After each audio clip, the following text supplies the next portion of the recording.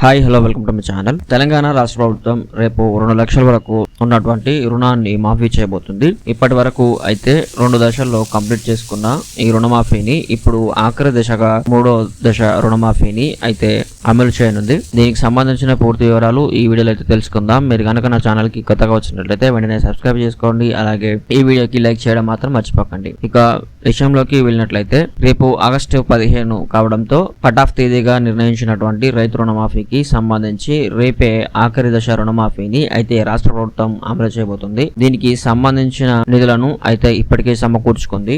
ఈ దశలో 17 లక్షల మంది రైతులకు అయితే రుణమాఫీని చేయబోతుంది. దీనికి సంబంధించి ఇప్పటికే 12,000 కోట్లను అయితే తెలంగాణ ప్రభుత్వం సమకూర్చుకుంది. ఖమ్మంలోని వైరా వేదికగా అయితే సీఎం రేవంత్ రెడ్డి ఈ నిధులను విడుదల చేయనున్నారు. మొదటి దశలో 1 లక్షలోపు ఉన్న రైతులకు రుణమాఫీ జరిగింది. అలాగే రెండో దశలో వచ్చేసరికి 1,50,000 లోపు ఎవరైతే రైతులు రుణాలు ఉన్నాయో ఆ రైతుల రుణాలను అయితే విడుదల చేయడం జరిగింది. ఇప్పుడు ఆఖరి దశగా 1,50,000 నుంచి 2 లక్షల లోపు ఉన్నటువంటి రైతులకు అయితే రుణమాఫీని ప్రభుత్వం చేయబోతుంది. ఈ ఒక్క దశ రుణమాఫీ అయితే పూర్తి చేస్తే రైతులకు ఇచ్చినటువంటి హామీ అనేది కంప్లీట్ చేసినట్టు అయితే అవుతుంది.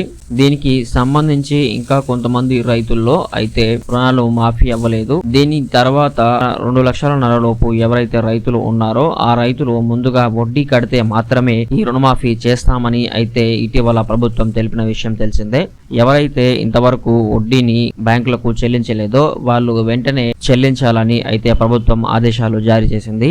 2 లక్షల తర్వాత ఉన్న వడ్డీని చెల్లిస్తే మాత్రమే ఈ 2 లక్షల రుణమాఫీ జరుగుతుందని ప్రభుత్వం తెలిపింది. దీనికి సంబంధించి ఈ నెల 14న అయితే 2 లక్షల రుణమాఫీకి ఎవరైతే అర్హులు ఉన్నారో వాళ్ళ అర్హుల జాబితాను అయితే వెబ్సైట్ లో విడుదల చేయడం జరిగింది. 2 లక్షల రుణమాఫీలో మీరు ఉన్నారా లేదా అనేది దీనికి సంబంధించిన లింక్ అనేది నేను డిస్క్రిప్షన్ లో ఇచ్చాను. అక్కడ నుంచి మీరు మీ యొక్క ఎలిజిబిలిటీని అయితే చెక్ చేసుకోవచ్చు. సో ఇది ఫ్రెండ్స్ ఈరోజు వీడియో. మీకు నచ్చినట్లయితే లైక్ చేయండి. అలాగే మన ఛానల్ కి సబ్స్క్రైబ్ అవ్వడం మాత్రం మర్చిపోకండి. Thank you friends.